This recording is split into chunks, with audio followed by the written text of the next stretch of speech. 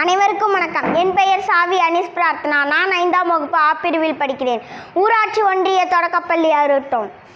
நிமிர்ந்த நன்னடையும் நேர்கொண்ட பார்வையும் நிலத்தினில் யாருக்கும் அஞ்சாத செருக்கும் இருப்பதால் செம்மை மாத திரும்புவதில்லையாம் என்று கூனி குறுகி கிடந்த பெண்மையை புத்துயிரூட்டி புறப்படச் செய்தான் எங்கள் முண்டாசு கவிஞன் முறுக்குமிசைக்காரன் நவயுக பாரதி. அடுப்போதும் பெண்களுக்கு படிப்பு எதற்கு என கேட்ட காலம் மலையேறிவிட்டது.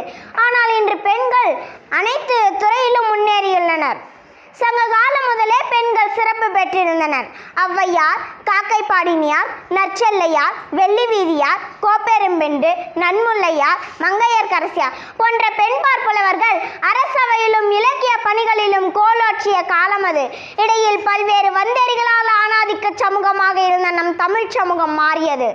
கருணை உருவான நம் அன்னை தெரேசா இன்றும் நம் உள்ளங்களில் வாழ்ந்து கொண்டிருக்கும் பெண் தெய்வம் அல்லவா? கல்பனா சாவ்லா, ரோம் சானு சர்மிளா, ஆச்சி ராஜேஸ்வரி சண்முகம், விஜயலட்சுமி பண்டிட், பிரதிபா பாட்டேல், பாத்திமா பிவி இப்படி பெயர்களை சொல்லிக்கொண்டே போகலாம். வரதட்சணை கொடுமையால் பாதிக்கப்பட்டு தற்கொலை செய்து கொண்ட கோழை பெண்ணினம் இன்று அதே காரணத்தை காட்டி ஆண்களை சிறைக்குள் அடைக்கும் அளவிற்கு வளர்ந்துள்ளனர்.